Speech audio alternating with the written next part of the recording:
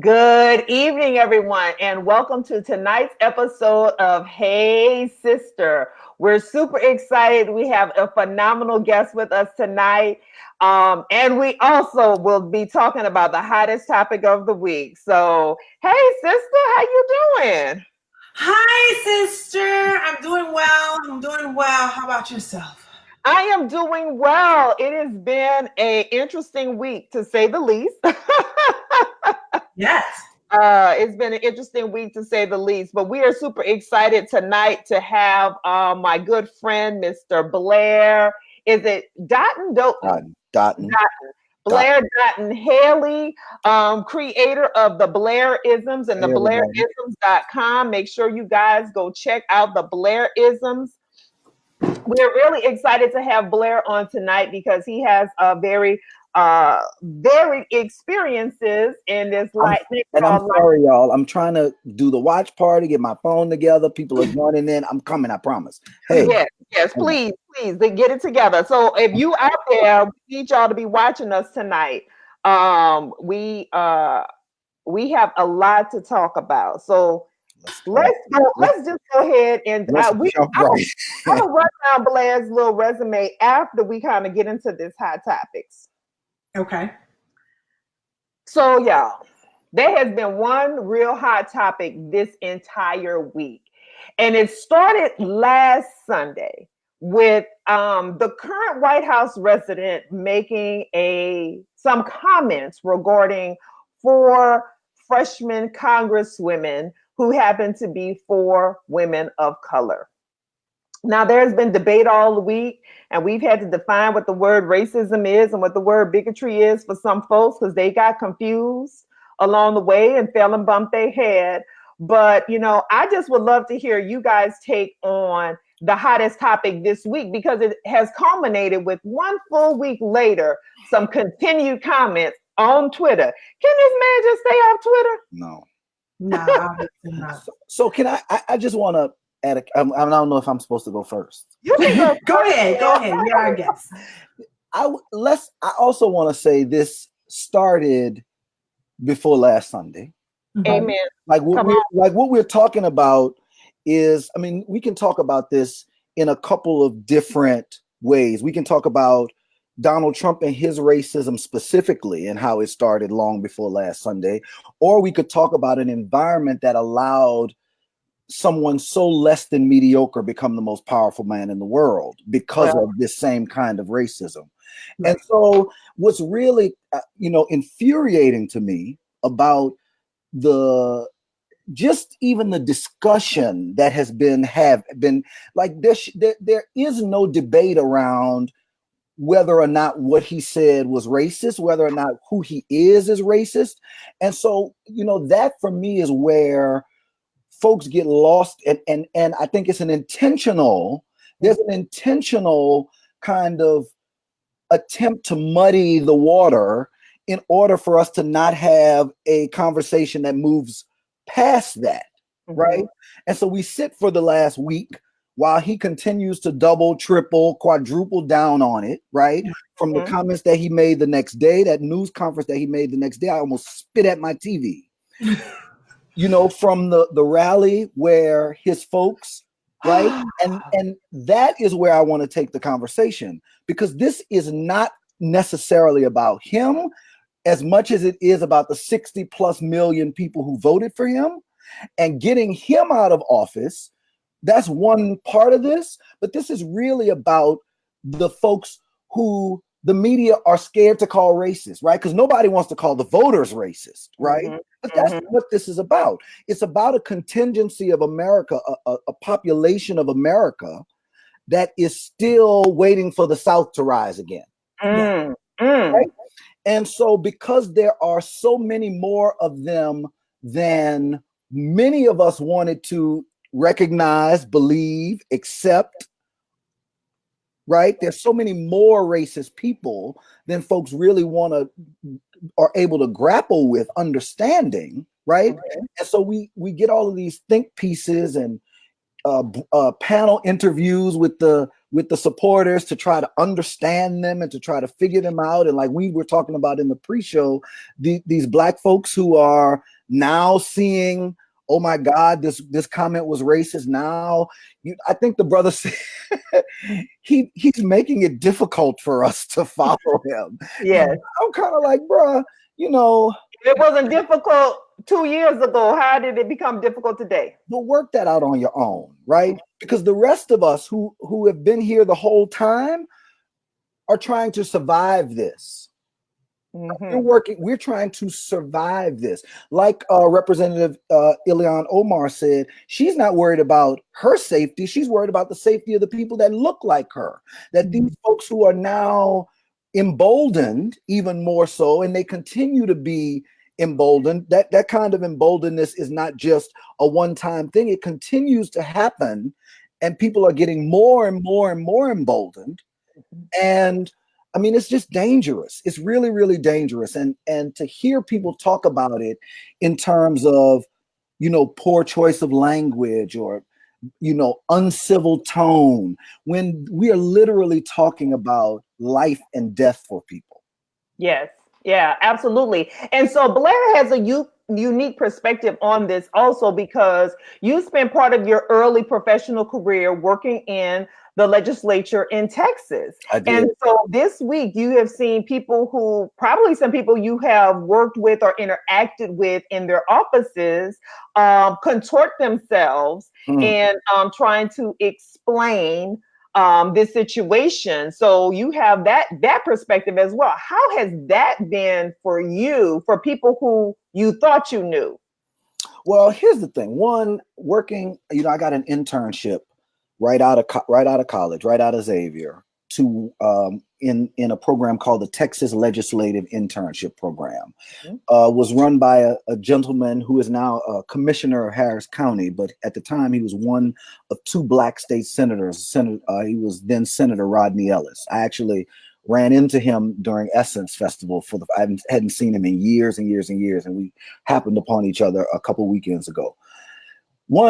First of all, working in politics made me realize that politics was not where I wanted to be. And it's because of this very thing, right? It's politics American politics, let me say it like that. American politics is not designed for extremely progressive free thinking. And there are so many compromises that you have to make in order to be successful that some of us are just not built for that kind of compromise. And what I've seen over the past week, and not just over the past week, over the past 2 years, right, since the elections, during the campaigning, is a lot of that compromise, a lot of that. I mean, listen, there is a rule on the House of Representatives on the books that Nancy Pelosi found herself wrapped up in last week when she called those remarks and him racist on the House floor. She was silenced because there's a rule that has been on the book since 1801 that says that a sitting member of Congress cannot call another sitting member of Congress racist, or the president racist from the House floor, from the chamber. It's 2019.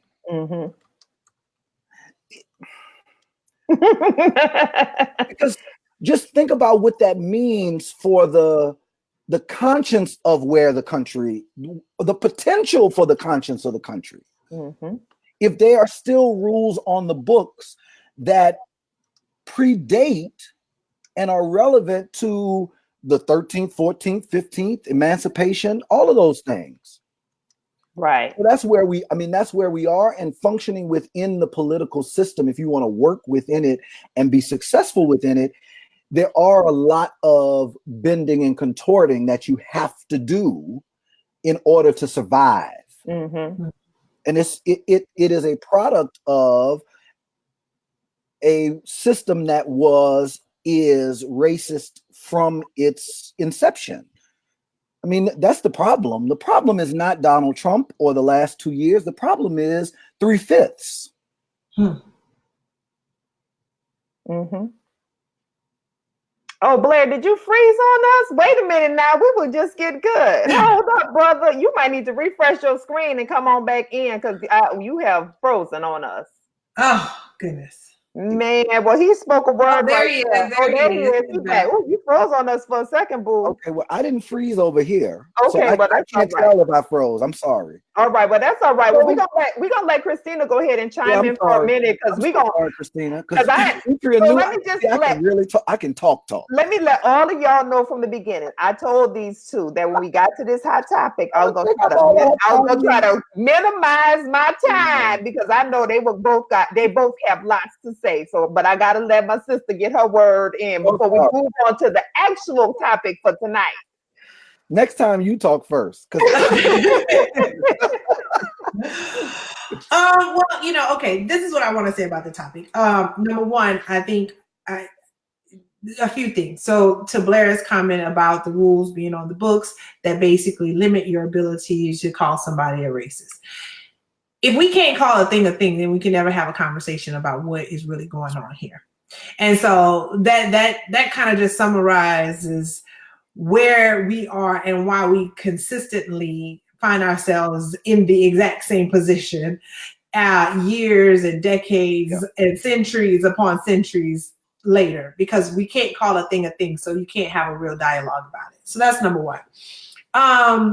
Number two, as I wrote in my post on Facebook, if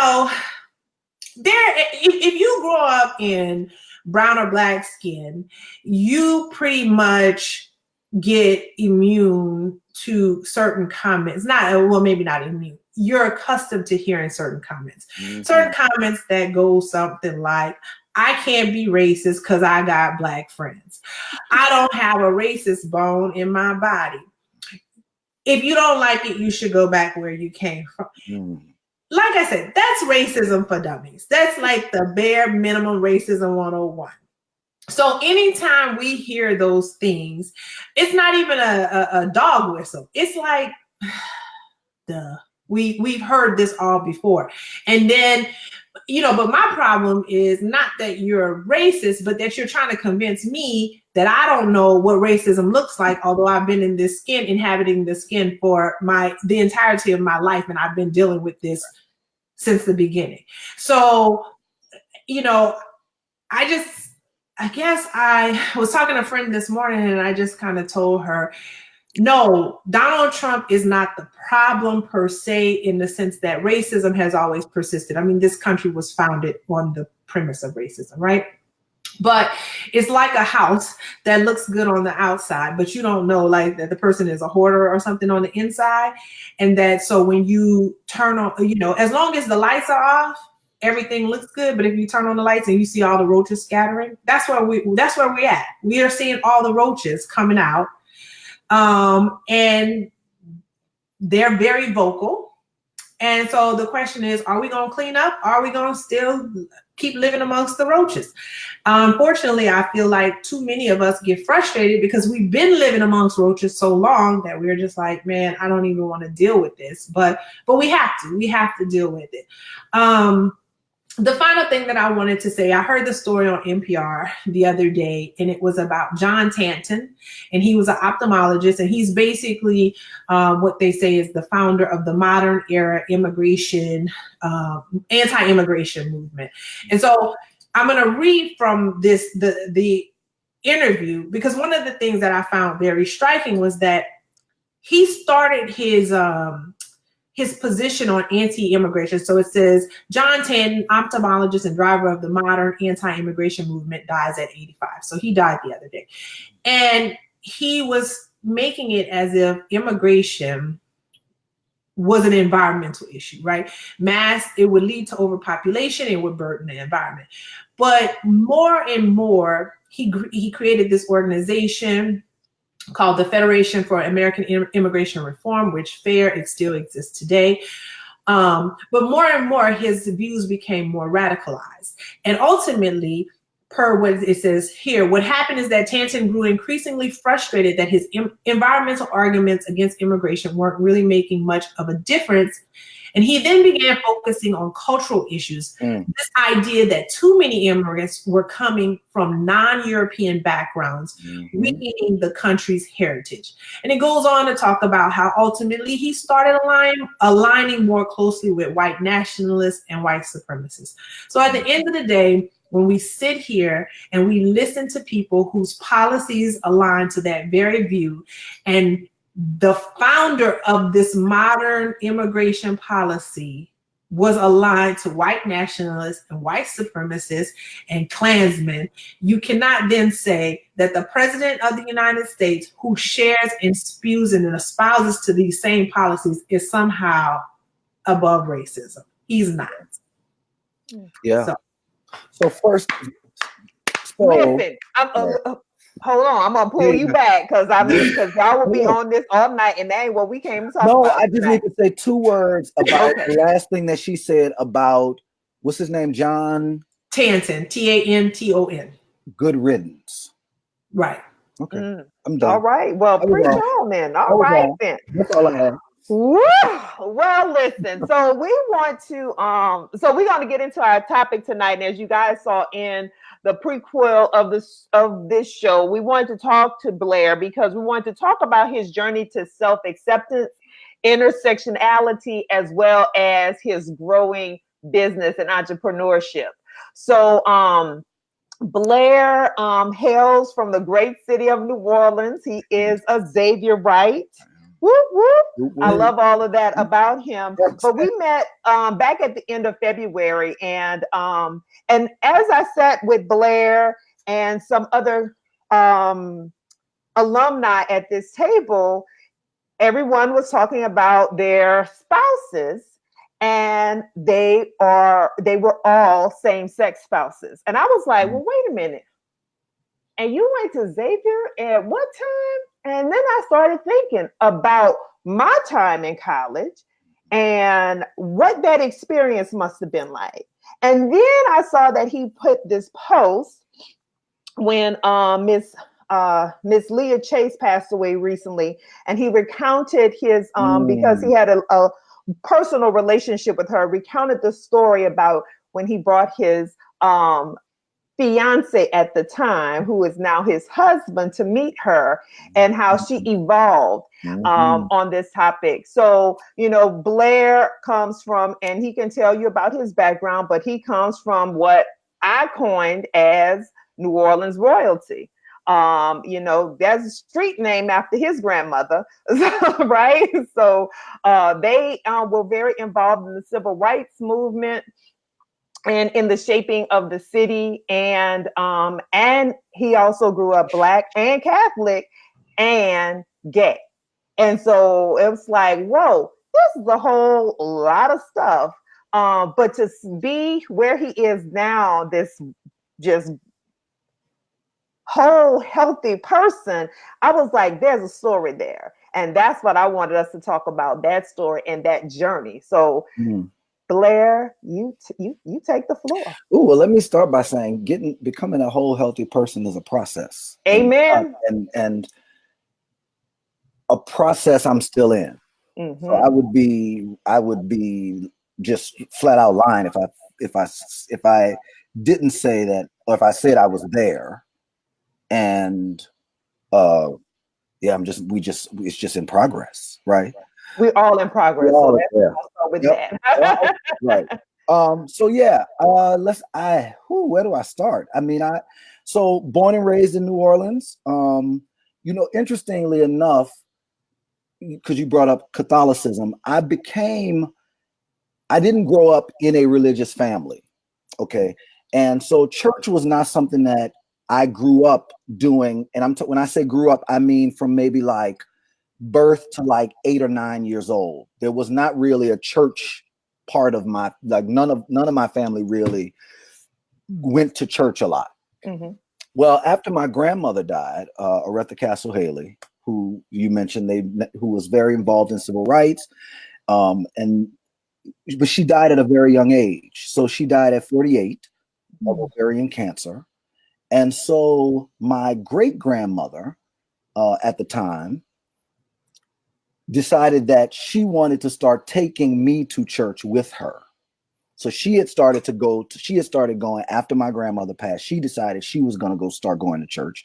And because she was in the 6th ward, St. Peter Claver was the church that was nearest her. Mm-hmm. And so she started going to St. Peter Claver and told my parents to start bringing me to her house on Saturdays. And I would spend the night there and we would go to church on Sunday. And it was not long that we had started going to Peter Claver that I saw the children's choir sing and really wanted to, I was like, ooh, I got to join the choir. And so I joined the choir, and not long after I joined the choir, got my first solo. And once I got my first solo, then of course everybody had to come to church. Mm-hmm. And so Mama Chase actually, she and I knew her. She knew me. I'm sorry. She knew me my whole life. We reconnected, I would say probably in 2006. I ran into her. I was in Atlanta at the time after Katrina, and I was in New Orleans to sing for a good friend of mine's wedding. And I was at the Sheraton Hotel, and I had gone out the night before partying with the folks for the wedding and lost my voice. And I had to sing that day. Mm-hmm. And so I was going back and forth from my room to the Starbucks that's in the Sheraton Hotel on Canal Street, getting hot tea to the point where they stopped charging me for them because I was coming down like every 30 to 45 minutes for another one. And when I told what I found, they were like, are you eating these tea bags? Like, what is going on? So once I told them what was happening, and on my way back upstairs, I ran into Mama Chase. And when I saw her, the first thing she said after she realized who I was, Blair, I talk about how you turned your whole family Catholic. And I had never heard that before, nor had I ever thought about kind of the trajectory of my family's religion and that kind of thing through the lens of me as a conduit. Mm-hmm. I'd never really thought about it that way until she said, well, you started singing and everybody had to come. And that's kind of what happened. So once my parents started coming, then we all joined the church. And I then ended up going to a Catholic high school. Mm-hmm. I went to St. Aug.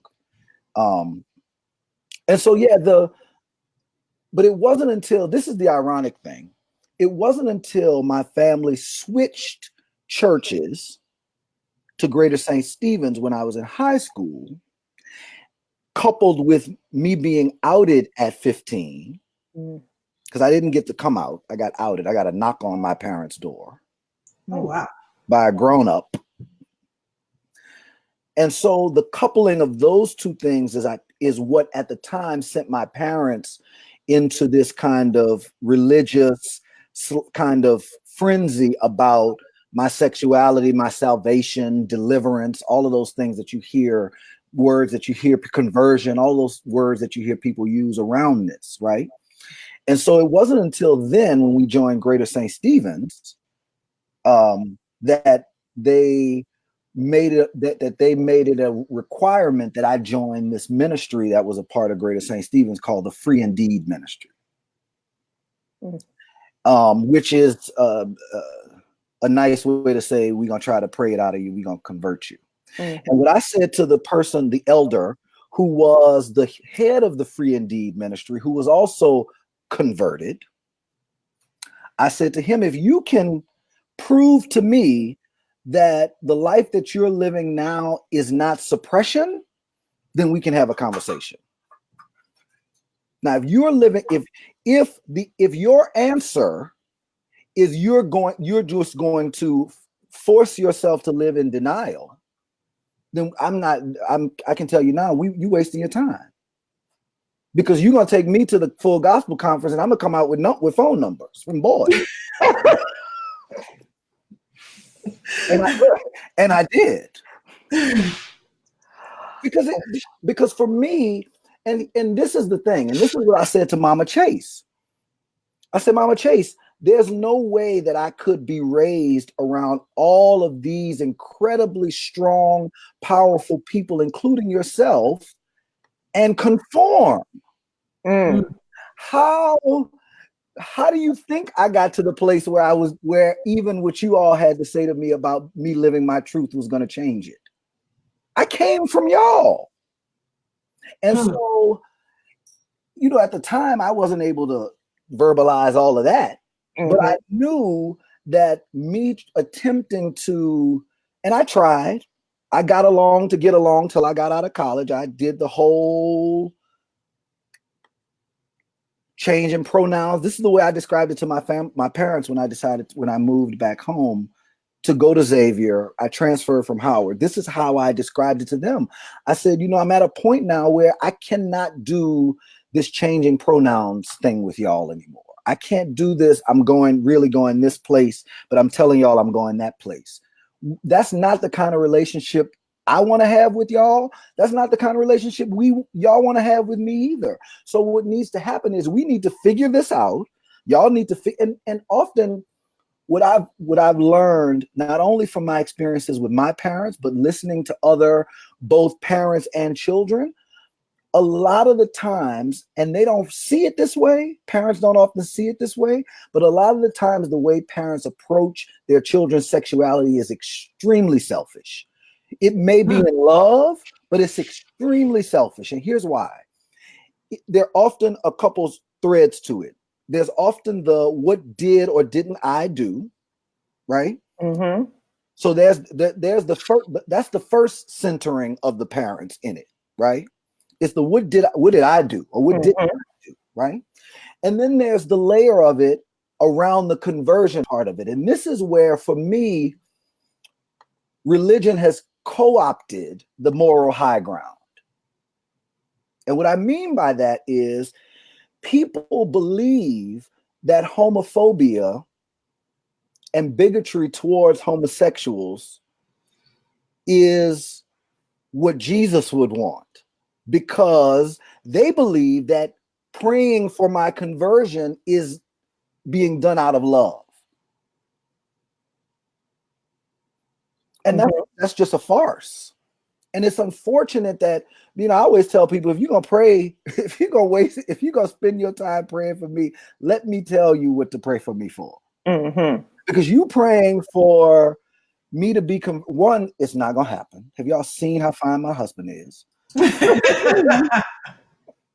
And two, that makes it all about you. Yeah. That is basically you telling me that you know better for my life than I do. And we too grown for that. How offensive is, if you think about it like that, how offensive is that?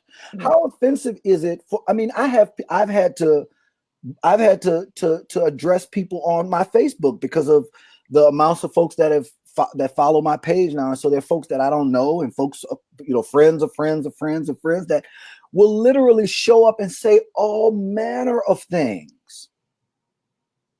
And it's like, do you realize, one, that if we were face to face, there would not be a whole lot of more talking going on.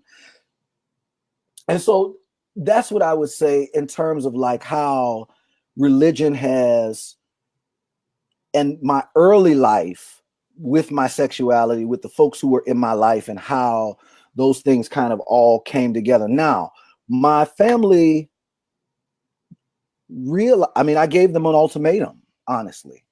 It was either y'all are going to figure this out, or we're not going to have the same kind of relationship. And as painful as that's going to be for me, there's no other way around it. Mm-hmm. And so having them come to a place where they were accepting, okay,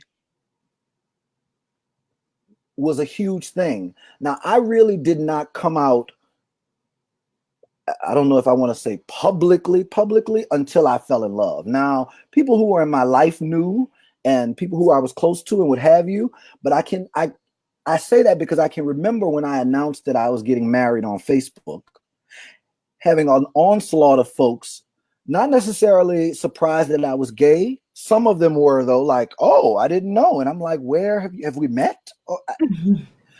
But there was an onslaught of folks. It shocked me the amount of people who said to me, I'm okay with you being gay, but this marriage thing, I just don't. I mean, I had somebody in my family, I'm not gonna call them out, but I had somebody in my family who did not come to the wedding, and that was their rationale. And I was like, well, weren't you sleeping with somebody's husband? Oh, well, see, that's the thing. Right. No. Well, I don't know. My brother say he gonna tell the truth because the truth shall what? Set us all free. But that's the thing, right? Folks want to compartmentalize. Amen. And want to be able to pass judgment in places where judgment actually, because yeah. It's unfortunate. It's unfortunate. I wish more people, I wish more parents, back to how I started this, I wish more parents would take the mirror from in front of themselves when having this conversation and really listen to the child. I want to bring this point up because we talked about this in the pre-show. R. Kelly's daughter, right? Now, one, we can only imagine generationally what that child is dealing with because of the fact that what they say the children who contributed the DNA to her conception. Right? That's right. Prepare death for the children. What's the scripture? Prepare death for the children for the sins of their fathers. Something like that, right? So we can only imagine the kind of that she already has to work through. Now, what I thought was profound and what I thought was beautiful and I thought was telling around her evolution. So let's tell the folks who are listening a little bit about the evolution. So if you don't know that R. Kelly's daughter was identified as trans and was living as a trans male and now identifies as a lesbian. And so they have been on this journey. And so in the pre-show, we were talking about that spectrum of sexuality, but then also this people struggling with these identities and coming to terms. So this is about this journey of self-love and acceptance, coming to terms with the fullness of who they are as a human being. And so now back to you, pick up that story about her journey. Yep. So what we were talking about in the pre-show is that so we are socialized into heteronormative ideals, right? From the time that we're all little. We hear about Adam and Eve. We hear about, in kindergarten and what have you, your little boyfriend, your little girlfriend. It's very, very heteronormative. The expectation is that little boys will like little girls and little girls will like little boys, and that's what the expectation is, right? And so I wish I can't even think of R. Kelly's daughter's name. What she said was, in her now coming to the place where she is recognizing and accepting that her sexual orientation is more aligned with her being a lesbian, what she said was, I thought, because of what I was taught, that only a man could love a woman. And so basically what she did was she kind of went the back way around, right? She realized who she was in love with. And then based on what she knew and what she had been taught, here's her name right there. Jaya. Yeah. What she realized was that actually she could be a woman and love another woman. So her identity, her journey of her identity came kind of through who she was in love with, who she realized her attractions were to. And because she thought she had to be a man to love a woman, I mean, think about how powerful that is, though. Think about how powerful, and that's why, this whole conversation around sexual orientation and folks being like, well, what you do behind closed doors is nobody else's business. That's a sham. That is a bullshit way of saying, I don't want to see you because it makes me uncomfortable, right? Because if that's the case, then straight folks holding hands and kissing in public. And I mean, just all of the things that go along with a loving relationship an intimate relationship that we know is far beyond reaching what happens behind the doors of your bedroom. But what I was saying was, how powerful is it that how powerful is love and attraction that she realized she loved women, and her thought was, well, I must be a man. But that speaks to how powerful love is, and that also speaks to how powerful socialization is. Mm-hmm. And that speaks to how so many of us, I mean, we're already so developed by the time we're conscious. There's so much of the human being that already is developed by the time you're able to understand what development is. By the time you're in high school, so much of who you are has already been created, already been ingrained in you, that then trying to unpack those things, I mean, it's tough. And she's a young woman. Mm-hmm. So we have a comment and a question. So one of the comments that came in is, however, people believe or think they can tell people how they should or should not live, regardless of the subject matter, if they personally, in quotation marks, do not agree or feel uncomfortable about it. It's a societal disease. Yeah, no, I agree with that. This idea that you have a right to be comfortable with my life.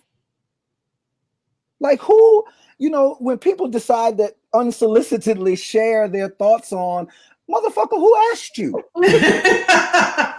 Really, like, it's astounding to me, the amount of gall that people have and the amount of entitlement that people think they have to their thoughts.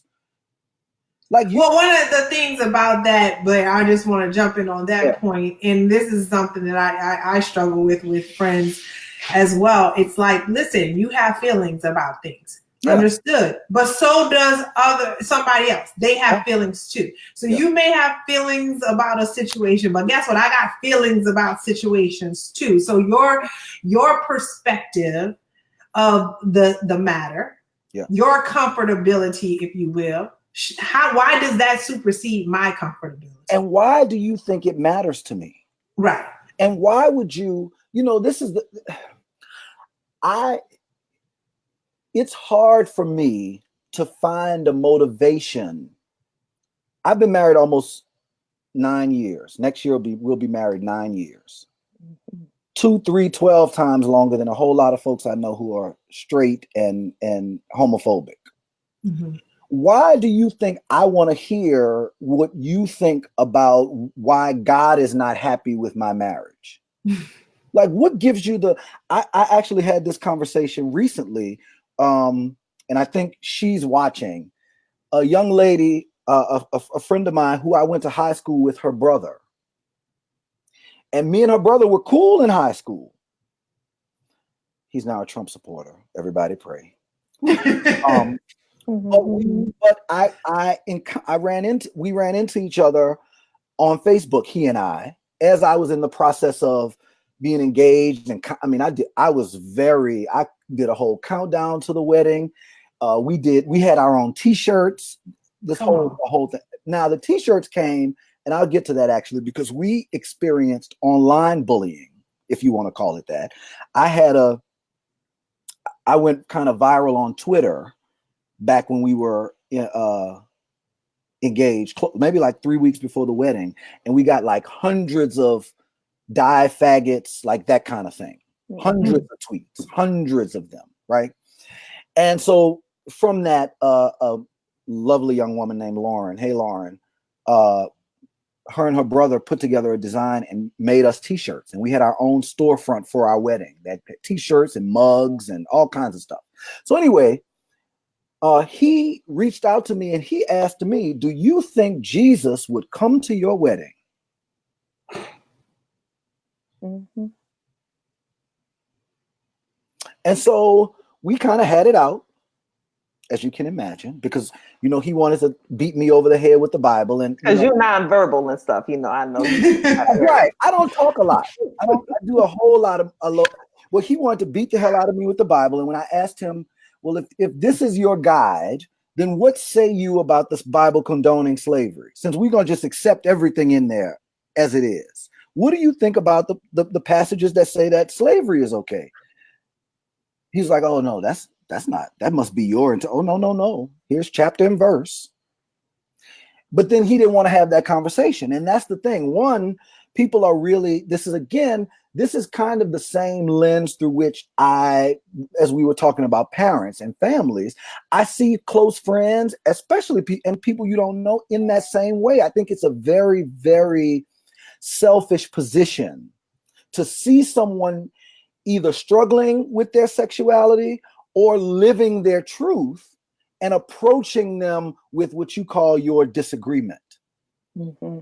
Okay, we have one more comment I want to get to, but sister, if we can try to tie these two things together, because I know you had a question as well. It says, can you please explain gender fluidity?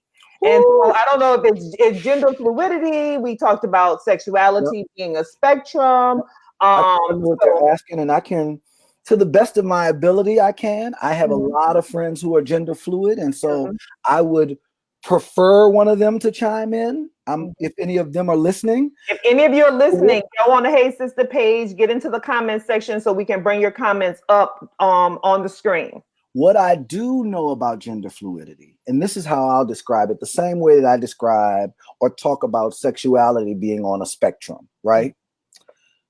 How many combinations of sperm and egg are there on the planet?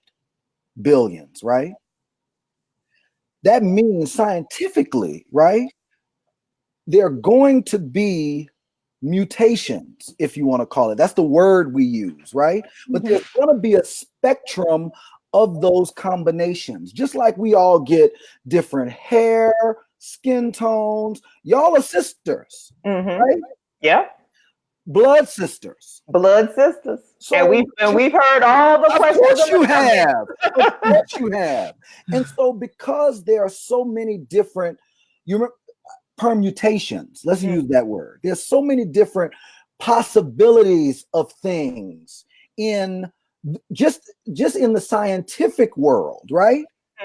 There's so many different, just think about the number of species of frogs that there are, right? And so I think that there's so many different, we have folks who are hermaphrodites. I don't know if that's still the proper word for it. There's so many different combinations of X and Y chromosome, and so many different combinations of sperm and egg that come into the world. And just like a recent study that showed that people of trans experience, their brains are literally notably different. There is something that is different in the core of their cerebrum that makes them, that has them have that experience. And so I think when people want to, I think one, we need to let people identify as themselves, because as we've talked about with other things, we were talking about this about racism. How can you tell me what I've lived or what I'm living?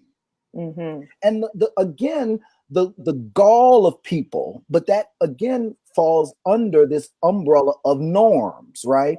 And so because we have societal norms that people believe that everybody is supposed to fall into this bucket, you're supposed to be able to check this box, this box, this box, this box, this box. And it's supposed to be one of these things. Well, there are too many people in the world for that. And to try to assign people to a box, I think is short-sighted and narrow-minded. And so what I would say about gender fluidity is that people feel, we all come from both male and female. Come from the sperm and the egg are both, that's a male and a female. And so the spectrum on which you fall, it's just like there's a woman of trans experience who I've known, and this is one of my greatest examples of it because I watched this, right? So my family in New Orleans owned and operated a preschool called the Learning Workshop. So my grandparents, after the civil rights movement was over, my grandmother pivoted to politics and education. And she opened a preschool for the development of young Black children called the Learning Workshop. And it was open from 1980 to Katrina, right? And there was a young now trans woman who came to the preschool as a young boy. Likely one of the most effeminate young boys I've ever met. When I found out decades later that she was transitioning, it made absolutely perfect sense. Mm-hmm. And I'm talking about, I've known this person since they were like 3. Mm-hmm. And even at 3, and obviously they weren't thinking about sex. Right. Right. They weren't thinking about sex at 3, 4, 5, 6 years old. It was clear to me. I mean, I will never forget, because I was like 13, 14 at the time. I can remember thinking, he should be a girl. I mean, it was just so palatable that it was clear that, I mean, he was either obviously going to be gay. And even back then, I didn't even have the kind of understanding of trans identity, and it wasn't as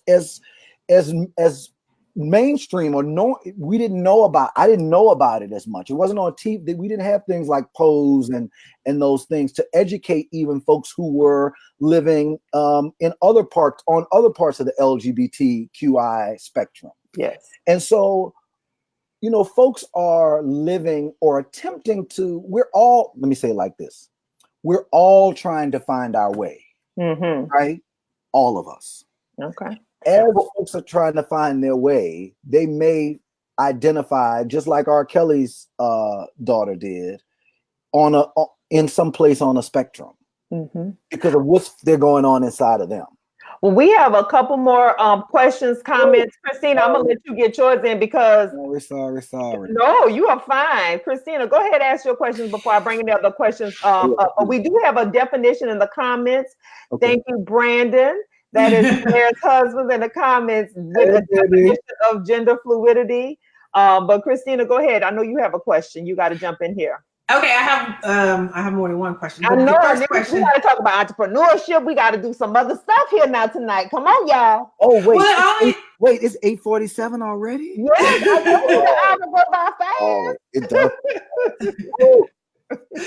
Well, the one thing that I did want to bring in, because you talk about the pre-show, and we talked about this. Well, one of the things that you said that was very impactful is that, of course, with parents, it becomes a very selfish experience for them. And the other day, I had a moment. I was watching Pose. You know, my sister told me about Pose, but I'm just catching up on it. I had to hip it to Pose. I love it. Pose is so great. And I watched the funeral, Blanca's mother's funeral, and I remember breaking down and crying because I was just like, how could you ever stop talking to your child because of, you know, whether they change the way they dress or chose to be identified. And I just know that when they see us. Do you know that the largest population of homeless people in New York City are LGBT folks of color?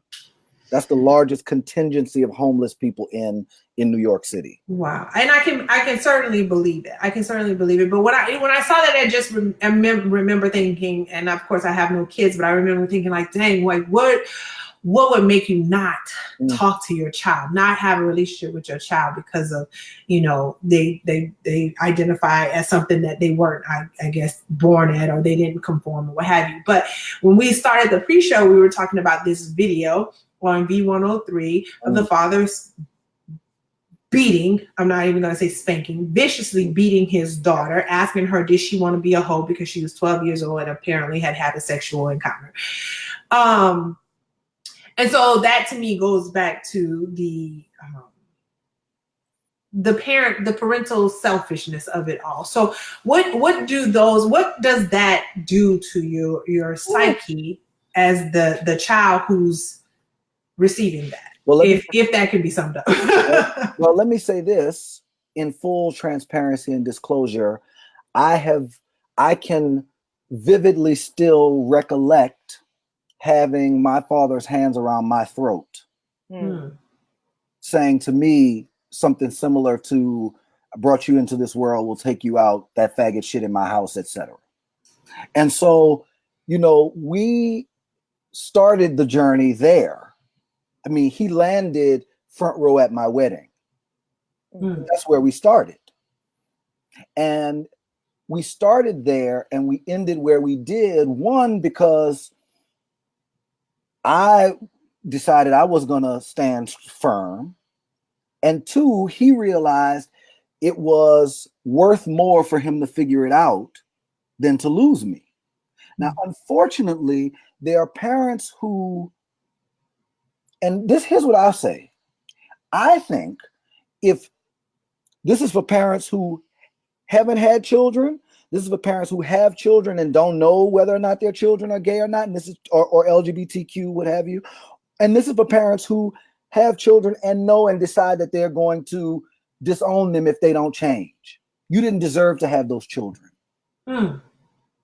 Because parenting is about, right? We're going to see The Lion King tonight, right? Parenting is about nurturing and loving and taking care of that which you've created and brought into the world. That does not give you the right to make those kinds of decisions based on your insecurities, your discomfort, your prejudices, your biases. Because those kinds of things, like you're saying, like thank God I don't have a video. All I have is my memories of those things. She's got a video that people who don't even, and folks won't know that unless I tell them because of where we've landed. Right. No matter where they land, people are going to know that about her. People who don't need to know she's 12 and having sex now know that. Right. I don't think he recognizes the damage that not only is in here, but because of the outside world now, what is known about his family. That's nobody's business. Right. So what I would say is there are people there, those kinds of things have potentially lifelong impacts. And depending on whatever else happens and goes on in your life, there's no telling how something like that can impact other things. Talk about downstream impact. There's so many other things that could impact that.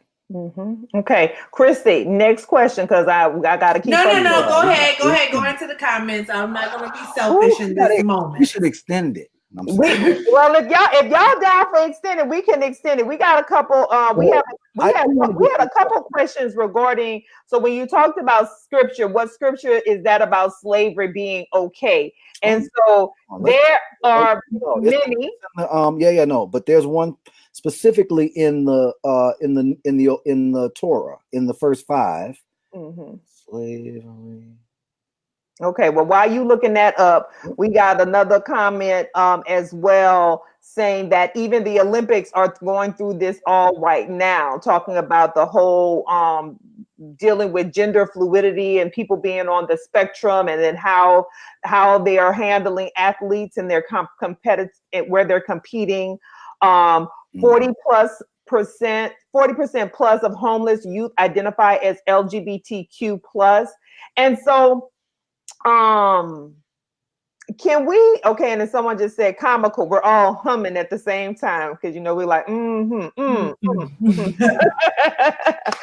can we because so help me, because you identify as a gay man. Yes. So help me, who is a person of, because I struggle. Give me that. Drop that scripture. Exodus 21:18-27 talks about how you should treat slaves.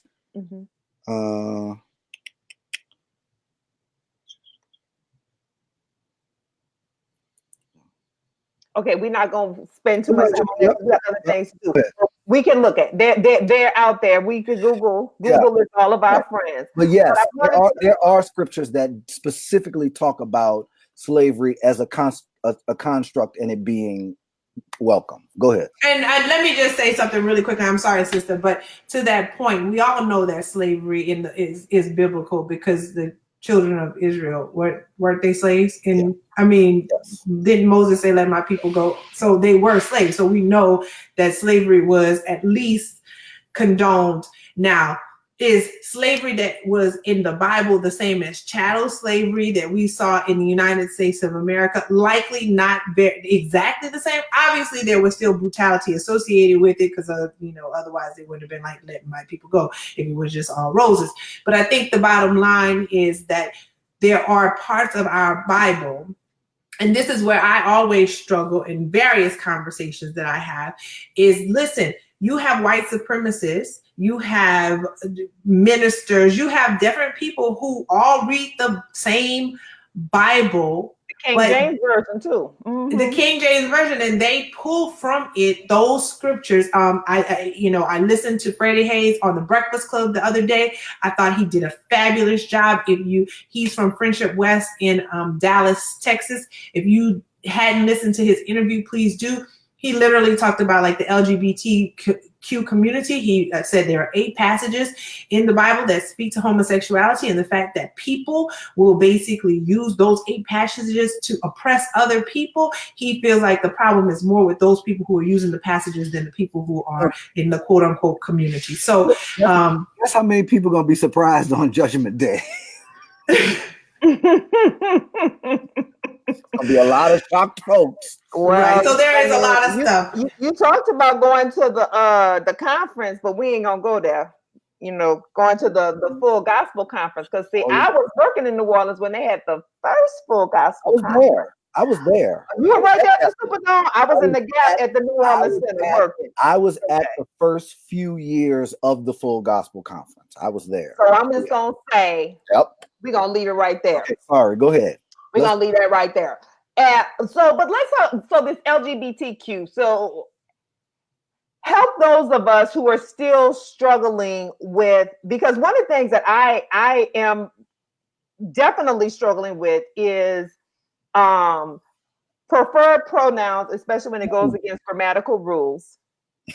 I'm not doing this with you. Not preferred pronouns when it goes against grammatical rules. Please give me an example. Because of the they thing. Here's what I would say about it. Yes, they is plural. It is not singular. So, it's not singular.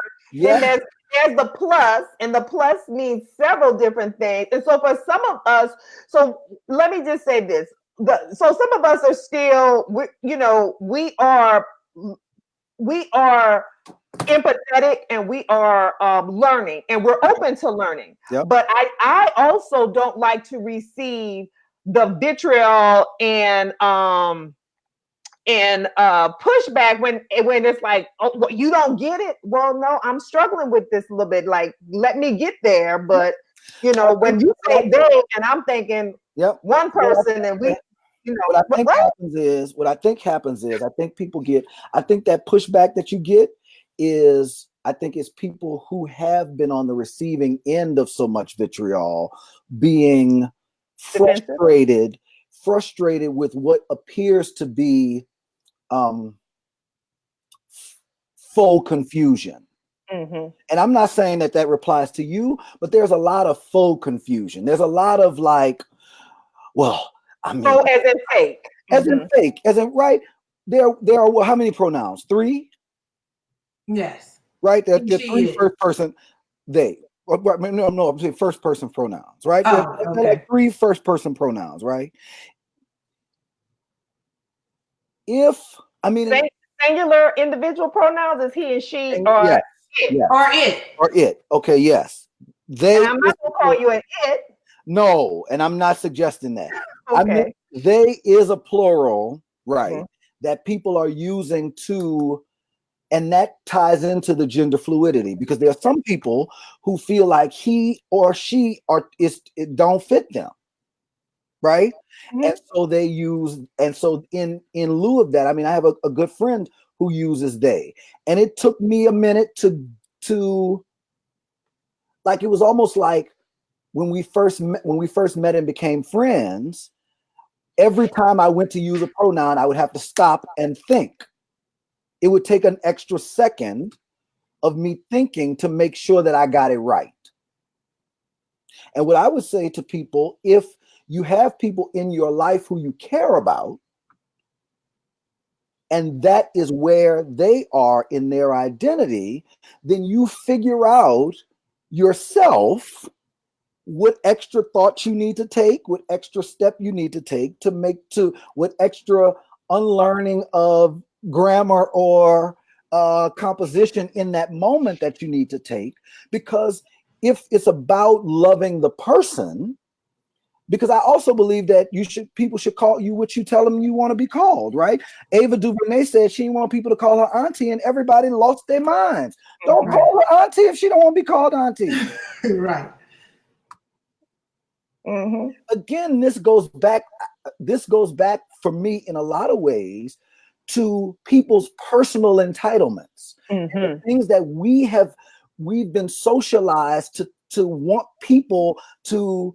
And we have a right. That we have a right to say to somebody else, well, that's too much for me. You figure something else out for me to do that makes me more comfortable to deal with you. Nigga, what? What? And so, I hear a lot of, and listen, I don't know all of the letters in the LGBTQ. I mean, I think I know them up to A, and then there's plus. I don't pretend to know, just like I said about gender fluidity, I don't know everything about everything that has to do with all, but I do know that everybody's trying to figure out this life with whatever time they have. I do know that. And I know that if you love and care about somebody, then what you'll do is figure out how to love them the way they need to be loved. And that includes calling them what they ask you to call them. All right now. You better preach this word. You got, well, we're gonna transition and we're gonna talk a little bit about entrepreneurship. So we are gonna extend our segment a little bit tonight. So if you guys are willing to hang in there, we're gonna extend a few minutes tonight because I brought Blair on here also to talk about his business, the Blairisms. So you're wearing one of your shirts right now. Is that one of your shirts you're wearing right now? Yeah. So this Blairism, and I think it's probably backwards.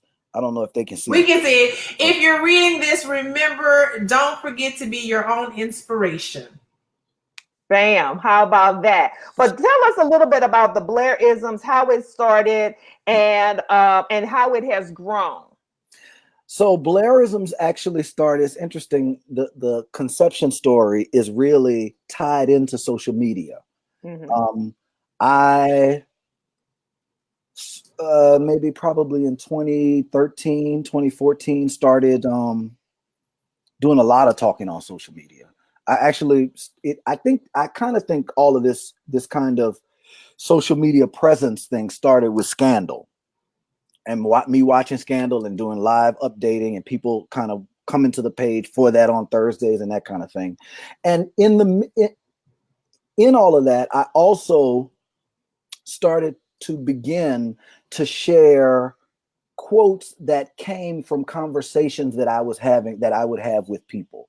And so I would be, someone would call me to ask me for my thoughts about something, my advice about something, what have you. And I would say something, and immediately I would think, ooh, somebody else needs to hear that. And I would go to Facebook and post whatever that was.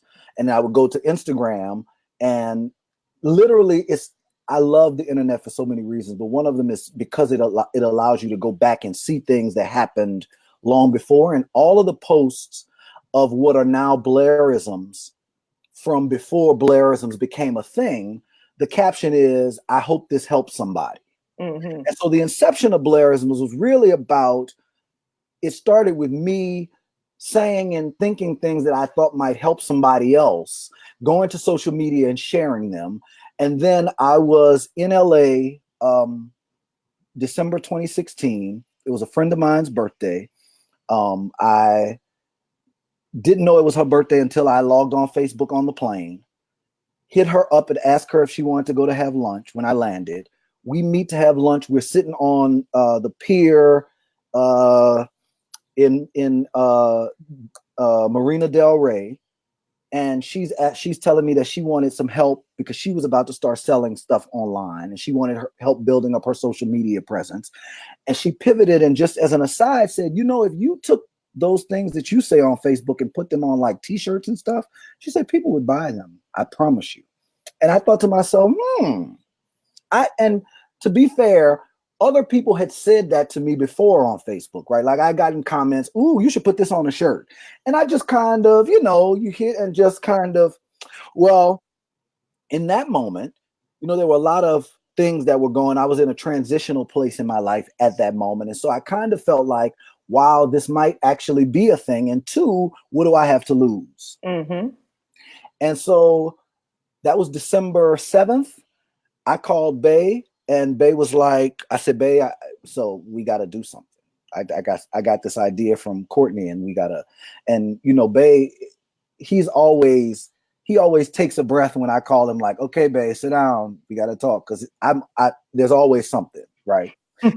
So we literally, maybe a week or so later, no, I got to say this. When she said it, I went to Facebook and posted a status. How many folks would buy a t-shirt from the Blairisms t-shirt line? And I put the phone down and ordered us a round of drinks and picked the phone back up 15 or 20 minutes later. And the status had like blown up. People were like, I'm in. And for any of y'all who said you were in and still don't have a shirt, it's almost 3 years later. And we've already put the website in the comments. I'm going to show it up here one more time, the Blairisms.com. Who have supported us beyond. Thank you so much. You have no idea how much it means to us. And so I had a dream, and I woke up literally a week later back home, and I woke him up and I'm like, Bae, the day after Christmas. He's like, what?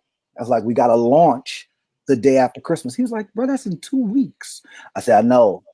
We got to go the day after Christmas. And so the way that we were able to do it is we launched 6 different shirts that day, 6 different designs, and they were all pre-order. And so folks, we decided to use that as a proof of concept. And so the threshold was like 50 shirts. I was like, okay, so we decided if we sell 50 shirts we did the pre-order for 10 days. If we sell 50 shirts in the 10 days, then let's figure out, like, let's make this a thing. Like, let's figure out how to do this as a more. So we sold 200 shirts in the first 10 days. And we have now. And that's pre-order, which means he got the money before he had to produce anything. Okay, y'all. Y'all better catch some teas he dropping right there. Listen.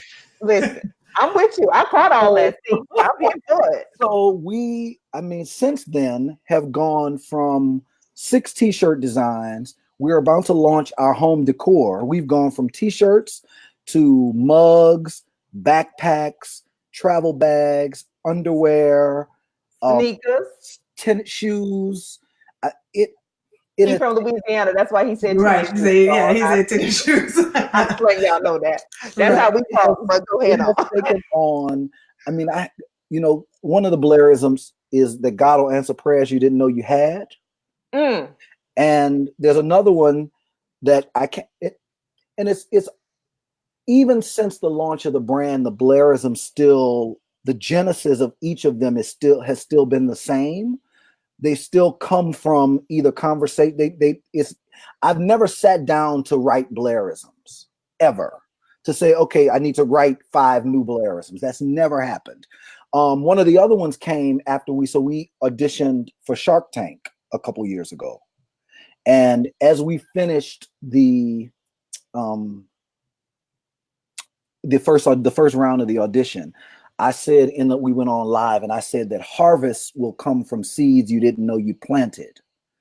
And that is what I would say about what has happened from December 2016 to now, is that we have received a harvest and I'm not talking, we are in no ways rich from Blairism. So people, please don't believe that.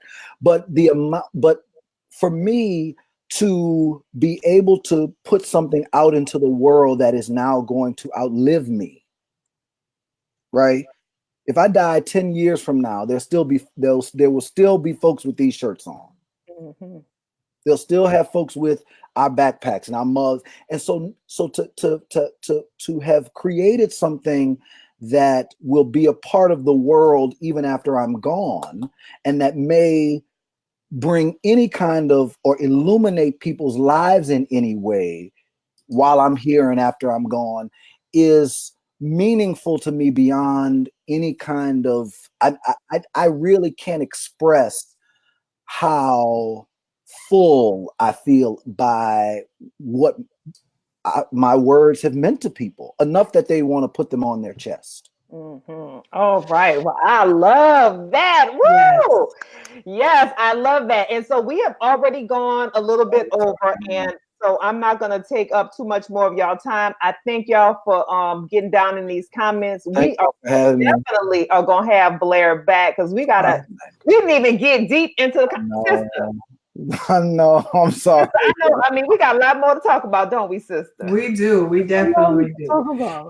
We got a lot to talk about. I will say this, and again, as we said again when we were talking in the pre-show, I too design shirts, and it's so funny to hear you talk about your company and the way you do, because like I was having this very similar conversation the other day about, I don't have kids, but I want to have something to leave behind to, the world to remember that I was here. But so just hearing you say that is amazing. It's powerful. I think part of it for me is the unexpectedness of it, right? Like it came for me, it came out of nowhere. You know what I mean? And for it to have taken on the life that it has in such a short period of time, I know is such a blessing. And it's the greatest blessing. I mean, it's one of the greatest blessings. Well, I see a collaboration between Hey Sister and the Blairisms on some shirts. We could rock that out for sure. I see a collaboration between Vantage Point Coaching and the Blairisms. So we're gonna continue this conversation. But y'all also don't know, and I already told him in the pre-show, baby, I didn't forget, because my boy is also, he can sing. That boy can sing. So I'm going to have you close us out in song as we prepare to leave tonight. So we want you guys to like, follow, share this episode. Yeah, please, everybody that's on my friends, of my folks who are watching this, please go and like the Hey Sister page. Please share this video. Please share their page to your page so that other people can follow, because I'm definitely coming back. Yes. And yeah, so yes, and we because there's power when we come together. And so I told him I already knew what I wanted him to sing, and he sang it in February, and he posted it because he went to New Orleans, and he sang this song for his your grandmother was being recognized. So it's either that one. I'm gonna give you a choice. It's either that one or As by Stevie Wonder. Oh my goodness. You got the background on? No, we got no background. Hello, baby. Wait, you're not asking me to sing the whole song, are you? No, I'm just asking you to start a little bit, and I'm gonna let the people hear a little bit, and then we're gonna end this broadcast. Sing us out. Keep on walking tall. Hold your head up high. Lay your dreams right up to the sky and sing your greatest song. And you'll keep growing on. Take it from me. Someday we'll be free. I can't think of a better way to end the show tonight. Thank you guys for watching. Blair, Christina, y'all hold the line. We're going to talk after the show. Y'all can't hear this part. So, out, everybody. Love y'all. Love y'all. Bye. All right.